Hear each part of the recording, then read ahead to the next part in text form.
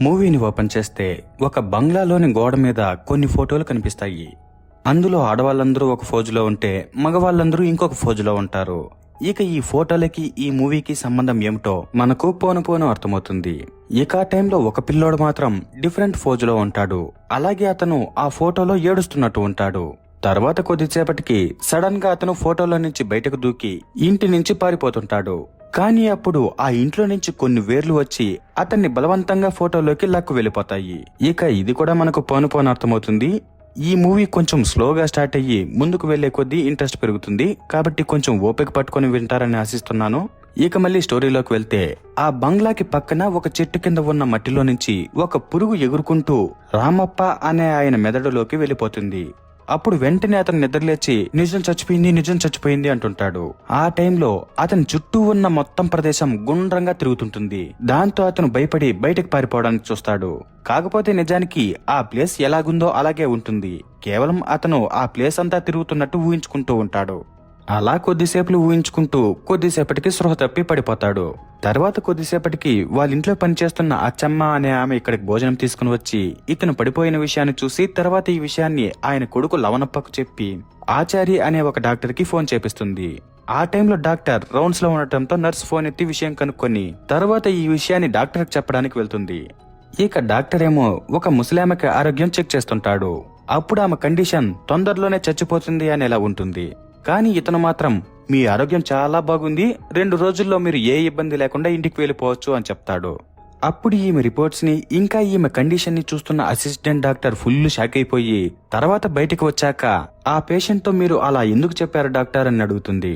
అప్పుడు డాక్టర్ సతమత పెట్టే నిజం కంటే ప్రశాంతత కలిగించే అబద్ధమే మంచిది. ఇక ఆమెకేమో 4 రోజులు మాత్రమే టైం ఉంది. ఇక ఒక డాక్టర్ నొప్పిని తగ్గించాలి కానీ పెంచకూడదు, అందుకే అలా చెప్పాను.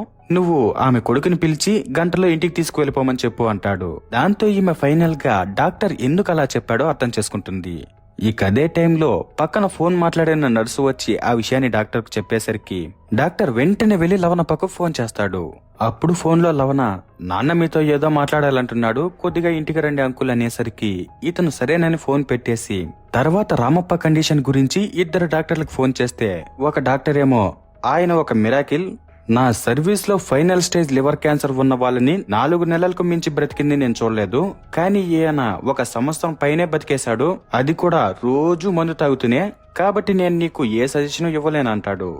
ఇక ఇంకో డాక్టర్ ఏమో ఆయన ఒక సైకలాజికల్ డిసార్డర్ తో బాధపడుతున్నాడు, ఆయన జీవితంలో ఏదో ట్రామా ఉంది, అది వంశపారంపర్యంగా వచ్చిందో లేకుంటే మధ్యలో ఏమన్నా వచ్చిందో తెలియదు, కానీ దానివల్ల ఆయన భ్రమలు భయాలు ఊహలతో విలవిల్లాడిపోతున్నాడు, వాటిని తగ్గించుకోవడానికే ఆయన ఇలా మందు తాగుతున్నాడు, కాబట్టి మనం ఫస్ట్ ఆయనకున్న మానసిక వ్యాధి ఏంటో తెలుసుకోవాలి, అప్పుడే మనం ట్రీట్మెంట్ ఇవ్వగలమని చెప్తాడు. దాంతో ఆచారి సరేనని రావు బహదూర్ బంగ్లాకి వెళ్తాడు. ఇక ఈ మూవీ పేరు Rao Bahadur. Hello heroes, welcome back to the channel stories by Gani.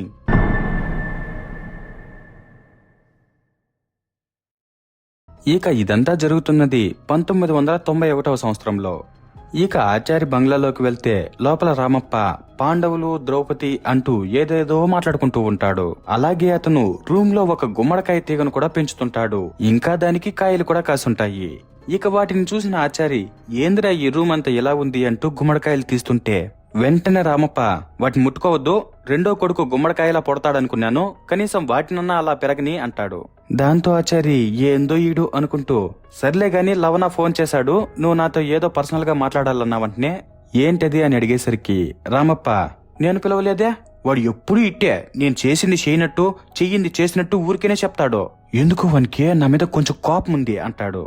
ఇక అది వినగానే ఆచారి ఓ నాయనా ఏంటో నువ్వు, నీతో నేను యాగలేనులే అనుకుంటూ రిటర్న్ వెళ్ళిపోతుంటే వెంటనే మళ్ళీ రామప్ప ఏందిరా నీతో మాట్లాడదామని పిలిస్తే అప్పుడే వెళ్ళిపోతా ఉండవో, నాకు అనుమానం అనే భూతం పట్టినట్టుందిరా అని ఏడుస్తాడు.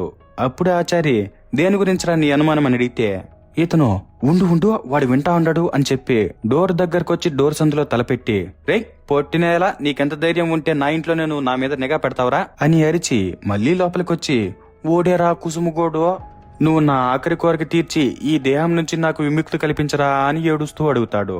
అప్పుడు ఆచారి ఎట్లరా అని అడిగితే ఇతను పక్కనున్న న్యూస్ పేపర్ ని చూపించి దీంట్లో రక్త పరీక్ష చేసి ఎవరి ఊరికి పుట్టినాడో చెప్తాడంట, ఇంకో నా రక్తం తీసుకో అని చేయి కొరుక్కుంటాడు. అప్పుడు ఆచారి వెంటనే ఇతను నాపుతూ, ఊరే నీ రక్తం ఒకటే ఉంటే సరిపోదు, కుసుమాది కూడా కావాలి, వాడు చచ్చిపోయి 8 సంవత్సరాలు అయింది, ఇప్పుడు ఎక్కడి నుంచి తీసుకుని వస్తావు అనేసరికి రామప్ప, అంటే రక్తం లేకపోతే DNA టెస్ట్ చేయలేమా అని అడుగుతాడు.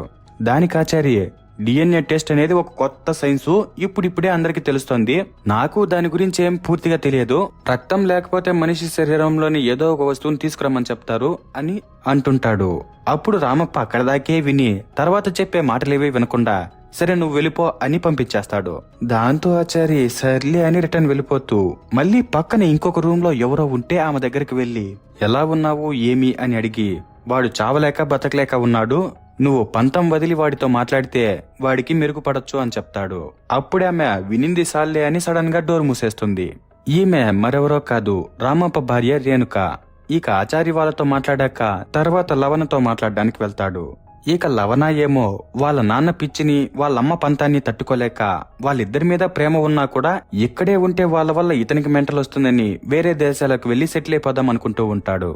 ఇక ఆ విషయాలన్నీ ఆచార్య అడిగేసరికి లవణ చెప్తుంటే పక్క రూమ్ లో నుంచి రామప్ప విని, నాకు కాదురా పిచ్చే మీకే పిచ్చి అనుకుంటూ తన గతాన్ని గుర్తు చేసుకుంటాడు. 1968లో బ్రహ్మాండ నగరం అనే ఊర్లో రామప్ప పెళ్లి, పిల్లలు, ఆచారాలు ఇవేవి ఇష్టం లేకుండా తనకున్న డబ్బుల వల్ల ఆటపాటలతో ఫుల్లుగా ఎంజాయ్ చేస్తుండేవాడు. ఆ టైంలో వాళ్ళ నాన్నేమో చావు బతుకుల మధ్యలో ఉండటంతో రామప్పని పిలుచుకోరమ్మని అతను ఆచార్యని పంపించేసరికి ఆచార్య ఇతని దగ్గరకు వచ్చి ఈ విషయాలన్నీ చెప్పాక తర్వాత రామప్ప ఇంటికి వచ్చుంటాడు. ఇక ఈ విషయాలని ఇతను బాత్టబ్ లో పనుకుని గుర్తు చేసుకుంటున్నప్పుడు ఇతని రూమును క్లీన్ చేయడానికి వీళ్ళింట్లో పనిచేస్తున్న అచ్చమ్మ ఆమెకు తోడుగా ఒక కొత్త పని మనిషిని పిలుచుకుని వస్తుంది. ఇక కొత్త పని మనిషి రూమ్ లోకి రాగానే ఆమెకి గుమ్మడికాయలు బాగా నచ్చుతాయి. వాటిని తీసుకువెళ్లిపోదామా అనుకున్నప్పుడు అచ్చమ్మ ఆ విషయం రామప్పకు తెలిస్తే చంపేస్తాడు అంటుంది. దాంతో ఈ కొత్త పని మనిషి అంత బాధ మనకెందుకులే అనుకుంటూ తర్వాత రూమ్ క్లీన్ చేస్తున్నప్పుడు రామప్పకు పిచ్చి ఎందుకు పట్టిందనే డౌట్ వస్తుంది. దాంతో తిను అచ్చమ్మని అడిగితే ఆమె బయట చెప్తానుండు అని రాజప్ప బాత్రూమ్ లో ఉంటే అతనితో, నువ్వు అడిగిన బీగాలు ఇక్కడ పెట్టానప్ప అని చెప్పేసి తర్వాత బయటికి వచ్చి కొత్త పని మనిషితో, రామప్పకు ఇంకో కొడుకుండేవాడు, ఆ బాబు పేరు కుసుమప్పరాజు, ఆ బాబు పుట్టిన తర్వాత రామప్పకు బాగా కలిసొచ్చింది, కానీ ఒకరోజు ఏం జరిగిందో తెలియదు కానీ కుసుమప్ప కొలంలో పడి చనిపోయాడు, దాంతో రామప్ప తనకు ఎంతో ఇష్టమైన కొడుకు చనిపోయేసరికి ఇలా పిచ్చోడిలా అయిపోయాడు అని చెప్తుంది. కానీ ఆ మాటలు విన్న రామప్ప మాత్రం, ఏంటి ఇదంతా నిజమా అనేలా ఫేస్ పెట్టి తర్వాత లేచి బట్టలు వేసుకుని పని మనిషి అచ్చమ్మ ఉంచిన బీగాలు తీసుకుని కుసుమప్ప రూములోకి వెళ్లి DNA టెస్ట్ కోసం అతని వెంట్రుకలు కానీ గోర్లు కానీ ఏమన్నా దొరుకుతాయేమోనని వెతుకుతాడు. కాకపోతే అక్కడ ఇతనికి ఏవీ దొరకవు. దాంతో అతను రిటర్న్ బయటికి వస్తుంటే ఆ రూమ్ లో ఇతనికి రేణుక కనిపిస్తుంది. కానీ ఆమె 8 సంవత్సరాల ముందు ఇతన్ని వదిలేసి వెళ్లిపోయింది అని ఇతను అనుకుంటూ ఉంటాడు. ఇక ఆమె కూడా అలాగే బిహేవ్ చేస్తూ ఆమె ఉన్న విషయం ఇతనికి తెలియనివ్వకుండా ఒక బొమ్మలా అలాగే నిలబడిపోతుంది. నిజానికి ఆమె పక్క రూమ్ లో ఉన్నింది. ఈ రూమ్ తాళాలు తీసేసరికి లోపలికి వచ్చింది. ఇక వీళ్ళిద్దరి కథ ఏమిటో చూస్తే రామప్ప రిటర్న్ వాళ్ళ బంగ్లాకి వచ్చినప్పుడు వీళ్ళ నాన్నని చూసుకోవడానికి ఆచారి కొత్తగా రేణుకాని నర్సుగా పెట్టుంటాడు. ఆ టైంలో రామప్ప ఏమో వీళ్ళ బంగ్లాకి 5 సంవత్సరాల తర్వాత వచ్చుంటాడు. కానీ అతనికి వాళ్ళ నాన్న అంటే చాలా ఇష్టమే. ఇక ఈ విషయాలన్నీ రామప్ప రేణుక ఇద్దరు మాట్లాడుకున్నాక తర్వాత రామప్ప ఆచార్యతో మాట్లాడడానికి బయటకు వస్తాడు. ఆ టైంలో అచ్చమ్మని బ్లాక్ కాఫీ పెట్టి తీసుకురమ్మనుంటాడు. కానీ ఆమెకి బ్లాక్ కాఫీ అంటే ఏంటో తెలియదు. దాంతో తికమక పడుతుంటే రేణుక అక్కడికి వెళ్లి బ్లాక్ కాఫీ ఎలా చేయాలో చెప్పి తర్వాత ఆ కాఫీని తీసుకునొచ్చి రామప్పకిస్తూ తెలిసిన వాళ్ళతో క్లోజ్ గా ఎలా మాట్లాడతామో అలా మాట్లాడుతుంటుంది.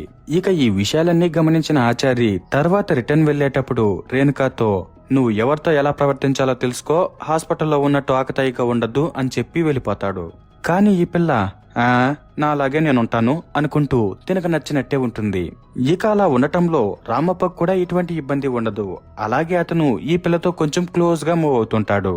తర్వాత అలానే వీళ్ళిద్దరూ ఒకరోజు గుర్రం మీద అలా విహారయాత్రకు వెళ్ళినప్పుడు ఈ పిల్ల రామప్ప వాళ్ళ నీళ్ళ కొలను చూసి, నాకు నీళ్ళంటే చాలా ఇష్టము, రండి ఒకసారి వెళ్దాము అని ఇతన్ని అడుగుతుంది. అప్పుడు ఇతను, నాకు నీళ్ళంటే చాలా భయం, మీరు వెళ్ళండి, నేను ఎక్కడే వెయిట్ చేస్తాను అంటాడు. దాంతో ఆ పిల్ల, మీ పేరేంటి అని అడిగితే ఇతను రామప్ప అంటాడు. అప్పుడు ఆ పిల్ల పూర్తి పేరు ఏంటి అని అడిగితే ఇతను భువనం రామప్ప రావు బహదూర్ అంటాడు. ఇంకా రావు బహదూర్ అనేది మా ముత్తాత గారికి బ్రిటిష్ వాళ్ళు ఇచ్చిన బిరుదు, తర్వాత మా వంశం వాళ్ళకి ఆ బిరుదు అలాగే కంటిన్యూగా వస్తూ ఉంది అంటాడు. అప్పుడు ఈ పిల్ల రావ్ బహదూర్ అంటే అర్థం తెలుసా? రావ్ అంటే ప్రిన్స్, బహదూర్ అంటే బ్రేవ్, రెండూ కలిపితే ధైర్యం గల యువరాజు అని తెలుగులో అర్థం.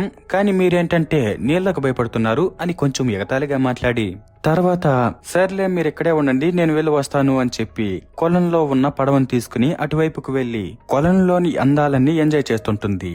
అప్పుడు రామప్ప ఈ ప్లేస్ మా అమ్మా నాన్నలకి చాలా ఇష్టమని చెప్పేసరికి ఆ పిల్ల నాకు ఇప్పుడే అర్థమైంది మీ అమ్మా నాన్నలకి ఈ ప్లేస్ ఎందుకంత ఇష్టమో అంటుంది. ఇక ఆ టైంలో ఎందుకో ఏమో తెలియదు కానీ అతనికి ఆ పిల్ల అంటే ఇష్టం ఏర్పడుతుంది. దాంతో అతనికి నీళ్ళంటే భయమున్నా కూడా నీళ్ళ దగ్గరికి వెళ్ళిపోతాడు. ఆ తర్వాత ఆ పిల్ల గురించే ఆలోచిస్తుంటాడు. అలా ఉన్నప్పుడు ఒకరోజు ఆ పిల్ల ఇతని దగ్గరకొచ్చి నీకు నేను ఒక మ్యాజిక్ చూపిస్తానురా అని ఇతని నాన్న దగ్గరకు పిలుచుకుని వెళ్లి ఆయన కుడి చేయిని చూపించి తర్వాత మళ్ళీ బయటికి పిలుచుకుని వచ్చి ఆ తర్వాత అరగంటకి మళ్ళీ లోపలికి పిలుచుకుని వెళ్లి ఆయన చేయిని చూపిస్తుంది. అప్పుడు ఆయన చెయ్యి మంచం మీద కాకుండా గుండె మీద ఉంటుంది. ఇక అది చూడగానే అతను ఫుల్ షాక్ అయిపోతాడు. అప్పుడు ఆ పిల్ల మళ్ళీ ఆయన చేయిని తీసి మంచం మీద పెట్టాక ఇతన్ని బయటికి పిలుచుకుని వచ్చి అరగంట తర్వాత మళ్ళీ లోపలికి పిలుచుకుని వెళ్తుంది. అప్పుడు ఆయన చెయ్యి మళ్ళీ గుండెల మీద ఉంటుంది.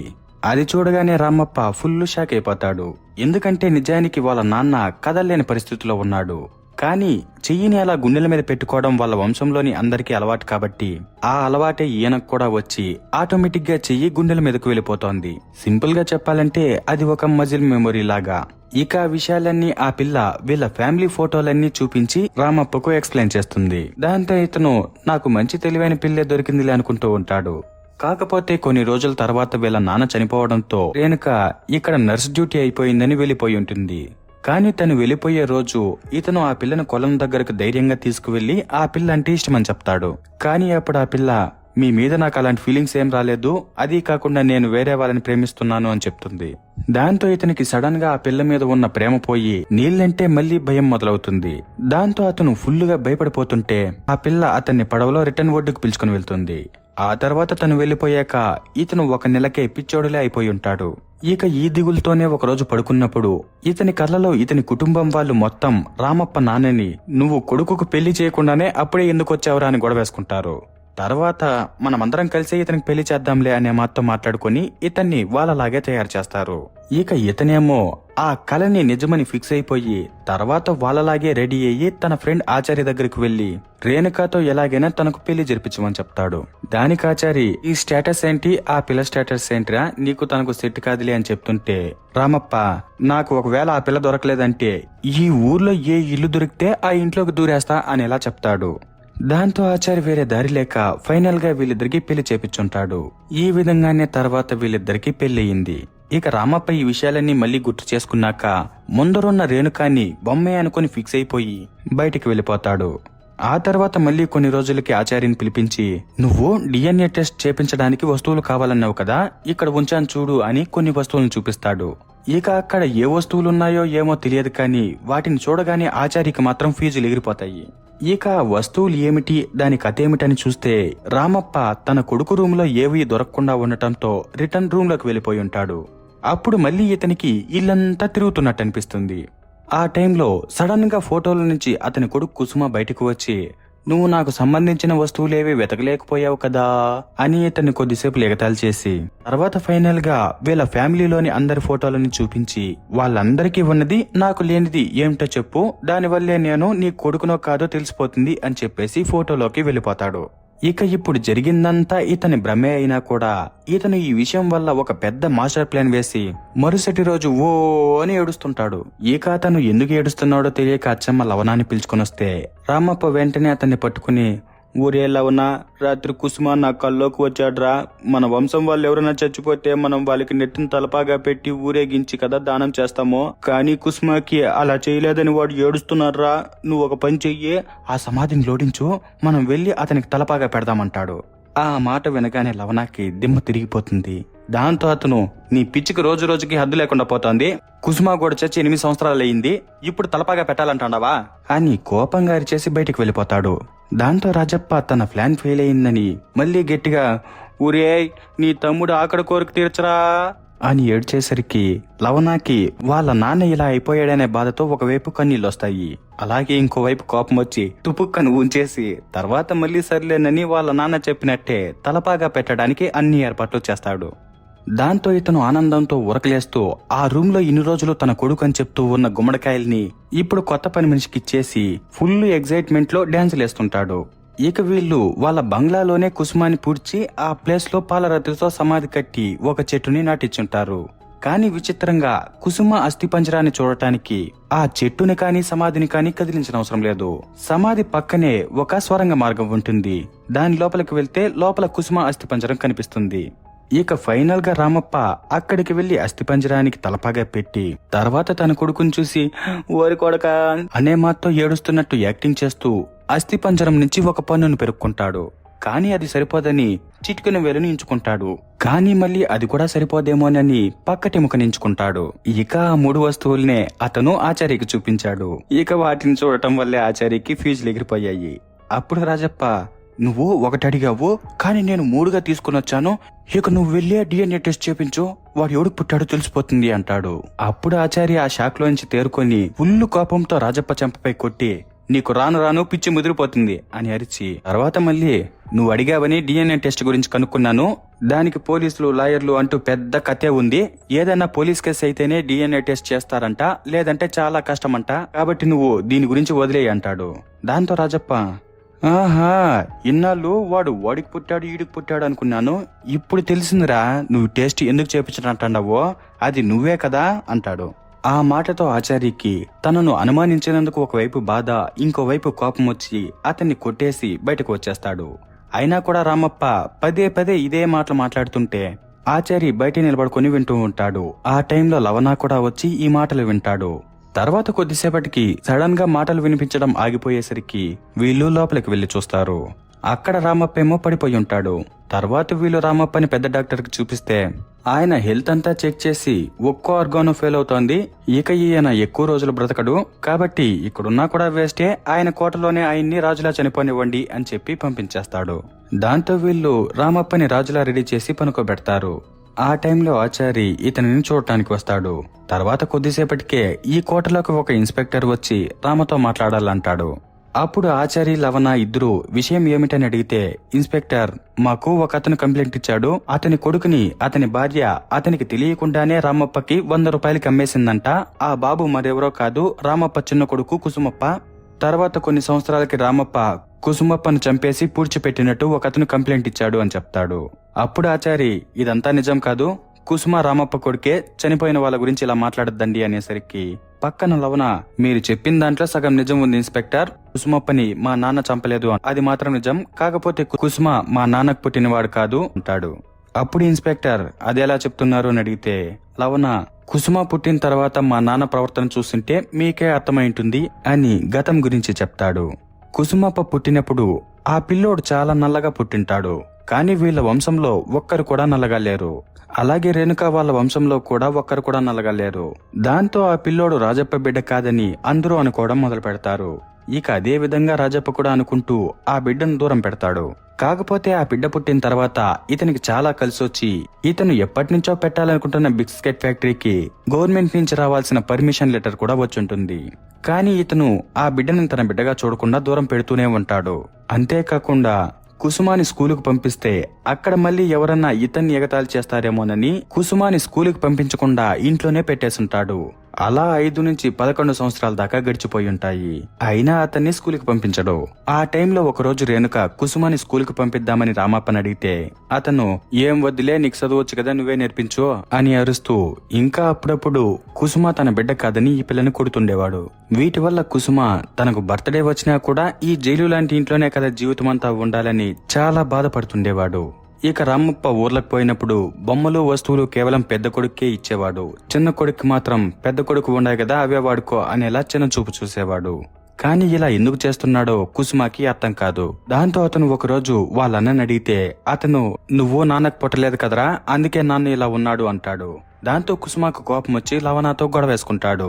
ఇక ఆ విషయాన్ని చూసిన రామప్ప వెంటనే ఇక్కడికొచ్చి గొడవ నాపి విషయం కనుక్కొని కుసుమతో, అవునరా నువ్వు నా కొడుకు కాదు అని చెప్తాడు. దాంతో కుసుమకి బాధ ఇంకా పెరిగిపోతుంది. ఇక అందరూ అతన్ని ఇలానే చూస్తుంటే మరోవైపు వాళ్ళమ్మ కూడా చాలా బాధపడుతుంటుంది. తర్వాత ఒకరోజు లవణ తన ఫ్రెండ్స్ తో క్రికెట్ ఆడుకుంటూ ఉంటే కుసుమ నేను కూడా ఆడతానంటాడు. కానీ అప్పుడు లవణ, నీకు క్రికెట్ అంటే ఎందుకురా, నా బొమ్మలున్నాయి కదా వాటితోనే ఆడుకోపో అని చెప్తాడు. ఆ టైంలో రామప్ప కూడా లవణాకే సపోర్ట్ చేస్తూ బాగా ఆడుతున్నావంటుండేసరికి కుసుమకి తను ఎవరికీ అవసరం లేదేమో అనే మాటతో బాధ ఎక్కువైపోయి ఆ బాధను భరించలేక పక్కనే ఉన్న కొలంలో దూకి చచ్చిపోతాడు. ఆ టైంలో ఇంటి లోపలున్న రేణుక ఇక్కడికి వచ్చి తన కొడుకును చూసి చాలా బాధపడుతుంది. ఇక వాళ్ళది రాజుల కుటుంబం కాబట్టి ఆ టైంలో భర్తలకు ఎదురుగా భార్యలు మాట్లాడేవాళ్ళు కాదు. కానీ తన కొడుకు చనిపోయాడనే బాధతో, దానికి కారణం రామప్పే అనే కోపంతో రేణుక నోరు మూసిపెట్టుకుని అతన్ని తిడుతూ అక్కడి నుంచి వెళ్లిపోతుంది. దీనివల్లే తర్వాత ఆమె ఎప్పుడూ రామప్పతో మాట్లాడలేదు. ఇక ఈ విషయం వల్ల రామప్ప ఫుల్ షాక్ లో ఉండి ఆ తర్వాత కుసుమ నా వల్ల చనిపోలేదు, ఇదంతా వాని తప్పే అని అనుకుంటూ అలా పిచ్చివాడైపోయి ఉంటాడు. అలాగే అతనికి ఈ పిచ్చితో పాటు కుసుమ తన కొడుకా కాదా అన్న అనుమానం కూడా పెరిగిపోయి ఉంటుంది. ఇక ఆ అనుమానం రామప్పని లోపల నుంచి దహించి వేస్తుండటంతో అతను చావలేక బతకలేక ఉన్నాడు. ఇక ఇది జరిగిన విషయం అని లవణ ఇన్స్పెక్టర్ కి చెప్పేసరికి పక్కన ఆచారి, కుసుమ రామప్ప కన్న కొడుకే, రేణుకాకి స్వయంగా డెలివరీ చేసిన నేను అని చెప్తాడు. అప్పుడు లవణ, 100 మంది 100 రకాలుగా చెప్తారు ఇన్స్పెక్టర్, అవన్నీ మీరు నమ్మాల్సిన అవసరం లేదు అనేసరికి ఆచారికి కోపం వచ్చి ఇతన్ని కొడతాడు. దాంతో లవణ రిటర్న్ గొడవేసుకుంటుంటే బయట ఇన్స్పెక్టర్ పిలుచుకుని వచ్చిన నేనే కుసుమకు తండ్రిని అంటున్న ఒక అతను లోపలికి వస్తాడు. అతన్ని చూడగానే వీళ్ళందరూ షాక్ అయిపోతారు. ఇక షాక్ లో నుంచి తెరుకోకముందే మిద్దిపైన మంచం మీద చావు బతుకుల మధ్య పడున్న రామప్ప ఇప్పుడు లేచి దర్జాగా కూర్చుని మందు తాగుతుంటాడు. ఇక అతన్ని చూడగానే వీళ్ళకి రెండో షాక్ తగులుతుంది. ఆ తర్వాత వీళ్ళందరూ ఒకరితో ఒకరు మాట్లాడుకున్నాక ఫైనల్ గా ఇన్స్పెక్టర్ రామప్పతో ఒంటరిగా మాట్లాడాలని వాళ్ళందరినీ పంపించేసి రామప్పతో, కుసుమ మైకల్ కొడుకే అని మీరు ఒప్పుకుంటే మిమ్మల్ని కోర్టులో నిలబెడతాము. అప్పుడు మీకు ఒక పిల్లాడిని చంపినందుకు యావజ్జీవ శిక్ష గాని ఉరిశిక్ష గాని వేయొచ్చు. లేదంటే కుసుమ మైకల్ కొడుకు కాదని చెప్తే మేము శవాన్ని లోడి DNA టెస్ట్ చేపిస్తాము. అప్పుడు కుసుమ మీ కొడుకని తేలితే అతను నార్మల్ గానే చనిపోయాడని మీరు చెప్పినట్టు కేసును క్లోజ్ చేస్తాము అంటాడు. దాంతో రామప్ప అతను మైకల్ కొడుకు కాదు అని చెప్తాడు. దానికి ఇన్స్పెక్టర్, సరే అయితే ఇక DNA టెస్టే చేయాలి అని చెప్పేసరికి రామప్ప వెంటనే, మీకు DNA టెస్ట్ చేయడానికి కావాల్సిన వస్తువులన్నీ నా దగ్గరే ఉన్నాయి అని చెప్పి కుసుమ అస్థిపంజరం నుంచి పెరుక్కొచ్చిన పళ్ళు ఎముకలు చూపిస్తాడు. వాటిని చూడగానే ఇన్స్పెక్టర్ కి దిమ్మ తిరిగిపోతుంది. అప్పుడు ఇన్స్పెక్టర్, ఇంతటికి ఇవి మీకు ఎక్కడివి అని అడిగితే రామప్ప ఇన్స్పెక్టర్ కి డౌట్ రానివ్వకుండా, ఇవి మొన్న నా కొడుకు పూజ చేపించడం కోసం వెళ్ళినప్పుడు అతని గుర్తుగా తెచ్చుకున్నానులే అంటాడు. దాంతో ఇన్స్పెక్టర్, ఓహో అట్లా, ఇవేం వద్దులే మేమే లోటు తీసుకుంటాము అని చెప్తాడు. అప్పుడు వెంటనే రామప్ప, మీరు కష్టపడనవసరం లేదు, అక్కడున్న చెట్టు పక్కన ఒక డోర్ ఉంది, దాన్ని ఓపెన్ చేసుకుని లోపలికి వెళ్తే డైరెక్ట్ గా స్వరంగంలో ఉన్న సమాధి దగ్గరికి వెళ్ళిపోవచ్చు అని చెప్తాడు. ఆ మాట వినగానే ఇన్స్పెక్టర్ కి మైండ్ బ్లాక్ అయిపోతుంది.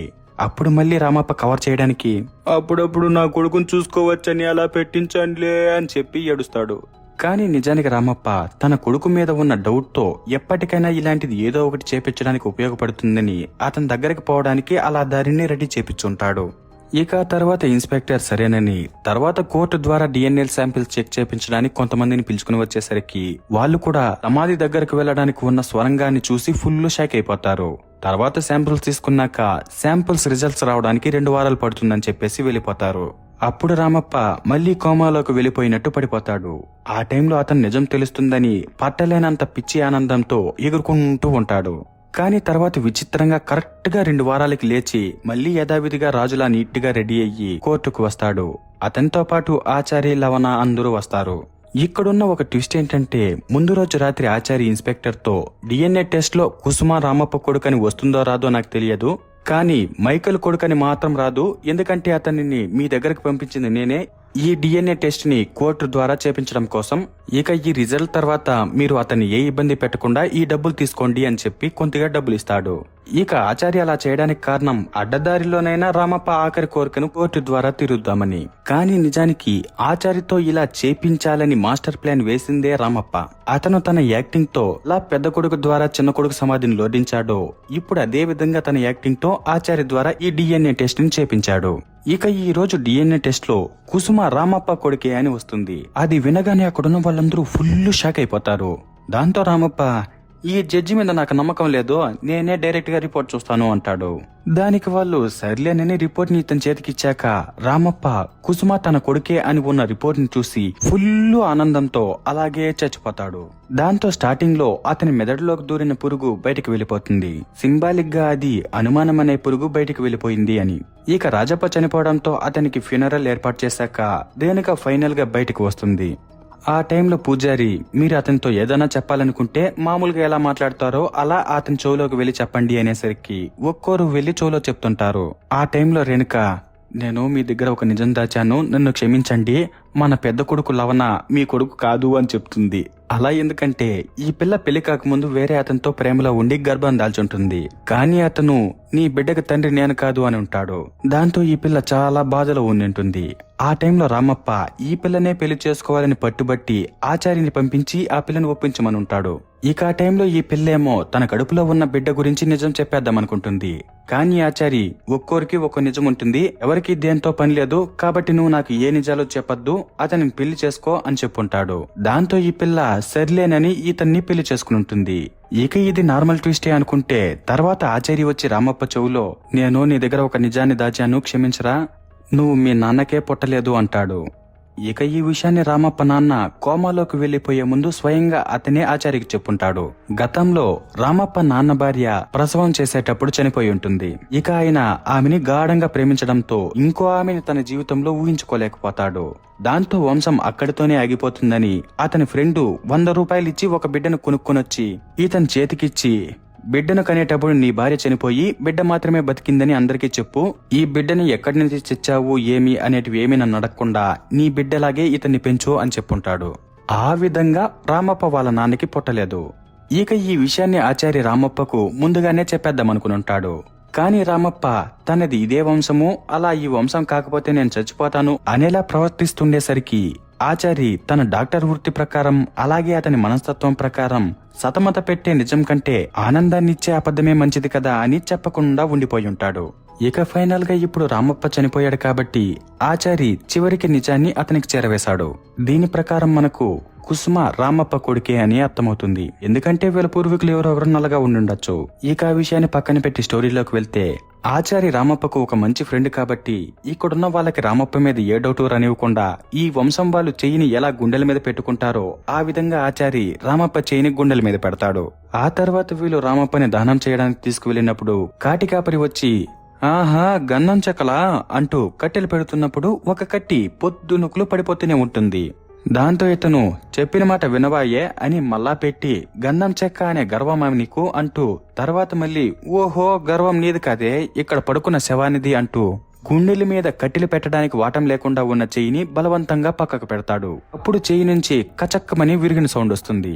అప్పుడు ఆచారి, పెద్ద మనిషయ్యా చూసుకొని కాని అనేసరికి కాటికాపరి, పెద్ద మనిషా, ఒక గంట తాలొచ్చి బూడిద బంగారం తీసుకుపోండి అని చెప్తాడు. దాని అర్థం సింపుల్ గా చచ్చాక అందరూ ఒకటే అనేలా. ఇక ఆ తర్వాత ఫైనల్ గా లవణ కూడా ఇతనిలాగానే రెడీ అవుతాడు. ఇక్కడితో సినిమా అయిపోతుంది. ఇక ఈ మూవీలో చాలా మీనింగ్లే ఉన్నాయి. అవి చాలా మందికి చాలా రకాలుగా అర్థమవుతాయి. ఇక ఇందులో నాకు అర్థమైన 2 మెయిన్ మీనింగ్లు ఏమిటంటే, ఫస్ట్ది అనుమానం అనేది పెనుభూతం లాంటిది, అది మహారాజులో ఉన్న వారిని కూడా ఎందుకు పనికిరాని పిచ్చివాడిలా చేసేస్తుంది అని. రెండవది, మేం అంత గొప్ప, మా వంశం ఇంత గొప్ప అనుకోకుండా మనతో మంచిగా ఉన్న వాళ్ళతో మంచిగా ఉంటే జీవితం సుఖంగా ఉంటుంది అని. ఆ విధంగా రామప్ప నాన్న రామప్ప తన కొడుకు కాకపోయినా అతనితో మంచిగా ఉండటం వల్ల సుఖంగా చచ్చిపోయాడు. కానీ రామప్ప మాత్రం అనుమానం గర్వంతో తన సొంత కొడుకునే దూరం పెట్టి దాదాపు 8 సంవత్సరాల వరకు పిచ్చోడేలా నరకం అనుభవించి చచ్చిపోయాడు. సో ఇంతే ఫ్రెండ్స్, రావు బహదూర్ మూవీ స్టోరీ. మరి మీకు ఈ మూవీలో ఇంకా ఏమేం మీనింగ్స్ తెలిసాయో కామెంట్ లో నాతో పంచుకోండి. అలాగే ఎక్స్ప్లెనేషన్ నచ్చుంటే వీడియోని లైక్ చేసి షేర్ చేసి ఇంకా కొంచెం హైప్ కూడా ఇచ్చి మరిన్ని ఇంట్రెస్టింగ్ స్టోరీస్ కోసం మన ఛానల్ ని సబ్స్క్రైబ్ చేసుకోండి. Okay, bye bye.